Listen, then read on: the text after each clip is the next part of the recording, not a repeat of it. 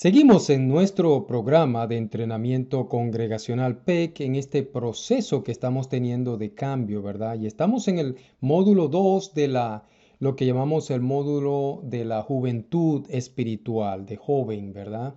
Espiritualmente hablando, quiero preguntarte cómo va ese proceso de cambio, cómo va esa tabla que estás utilizando para ir monitoreando, por decirlo así, las cosas que quieres quitar y las cosas que quieres poner que te van a ayudar para tener una mejor relación con Dios.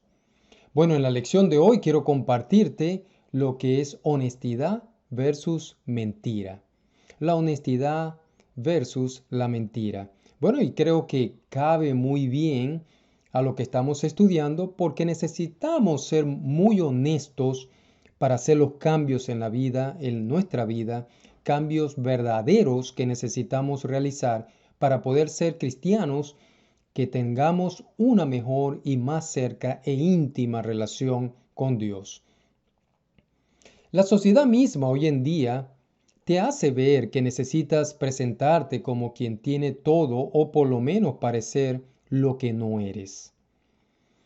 Esta situación se ve en la moda o en la forma en que viste la gente, la casa donde viven, el auto que manejan y así por el estilo.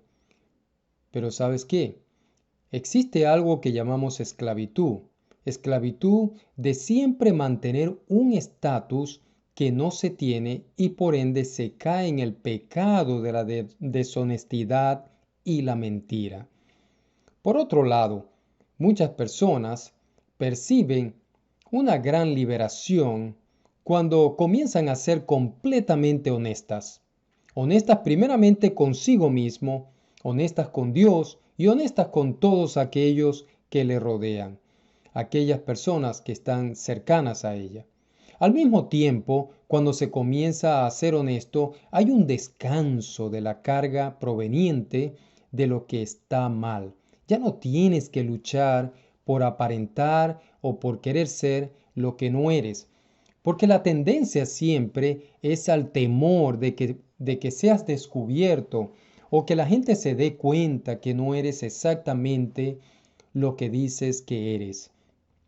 ¿Qué posición tomas al respecto en este problema?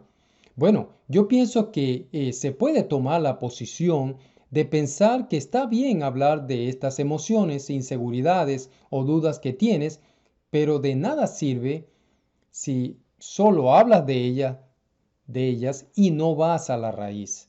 ¿De dónde vienen todas estas cosas?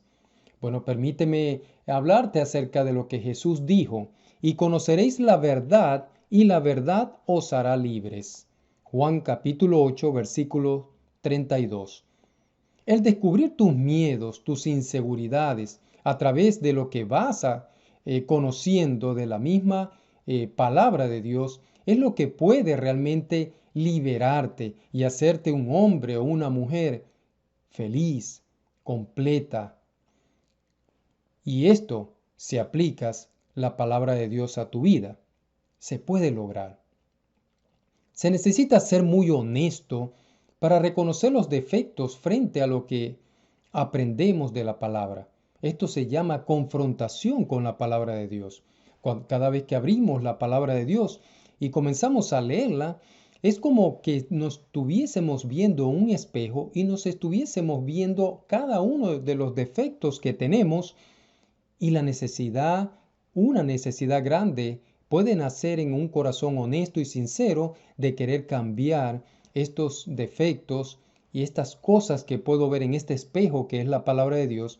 Y a eso es lo que me estoy refiriendo, a esos tipos de defectos frente a lo que podemos y vamos aprendiendo cómo liberarnos de ellos a través del conocimiento de la palabra de Dios. Por ejemplo, la mentira nos hará pasar por alto lo que la palabra nos demanda que debemos cambiar.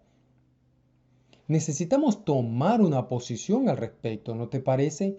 ¿O seguiremos siempre siendo las mismas personas de siempre? Seguiremos eh, terminando en lo que hemos vivido siempre. Necesitamos desear y buscar hacer el cambio o los cambios que la palabra de Dios nos enseña, ¿no te parece? Tómate un tiempo y piensa en los siguientes o en las siguientes preguntas. ¿Qué área de tu vida piensas que la palabra de Dios debe hacer un trabajo restaurador y sanador? Pero cuando te hagas esa pregunta, sé lo más específico que pueda ser. En este sentido, pudieras preguntarte, ¿cómo piensas que la palabra de Dios puede hacer ese cambio que necesitas? ¿Qué te puede ofrecer la palabra para realizar ese cambio? Sería algo muy específico en lo cual pudieras pensar. Ahora, permítame presentarte esta enseñanza venida de la palabra de Dios. Y espero que esta te ayude mucho en este problema de la honestidad versus la mentira. Cristo, para empezar, es la fuente de nuestras fuerzas. Pablo lo ejemplifica usando su propia vida. Pablo hacía la obra de Dios, pero no siempre le fue fácil hacerlo. Hubo, como podemos decir, momentos de gran escasez en su vida, en la vida de Pablo, donde sufrió mucho de algunas personas y sobre todo el no poder tener lo necesario para su subsistencia.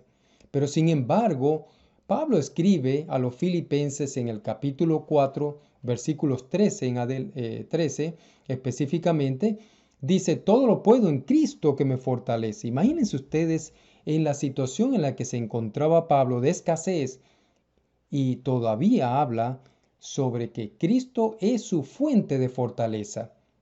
¿De dónde vienen las fuerzas de Pablo? De Cristo Jesús. Eso es lo que está diciendo en este texto.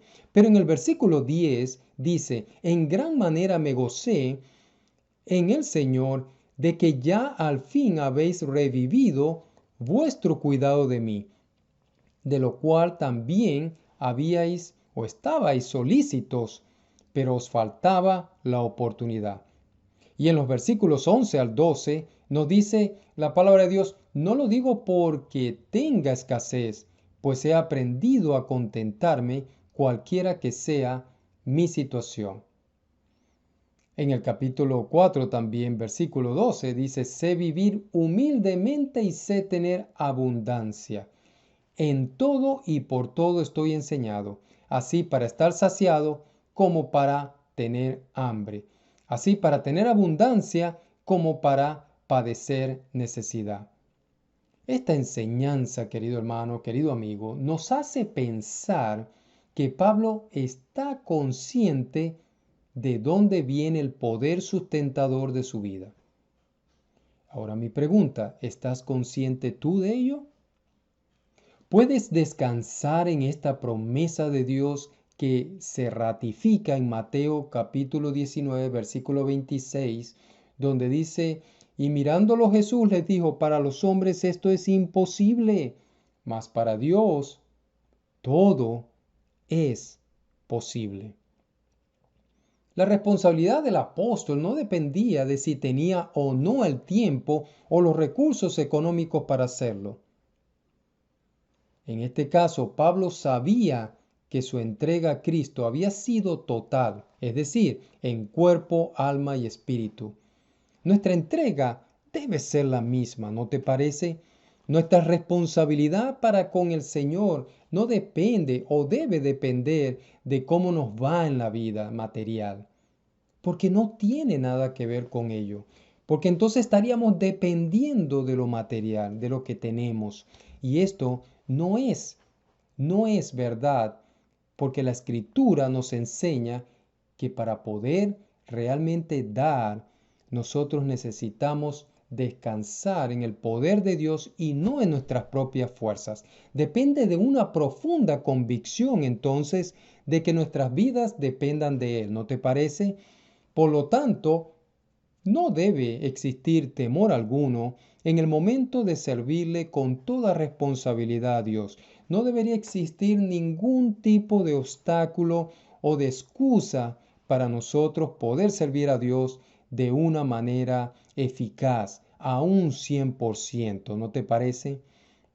El único ingrediente entonces sería el amor.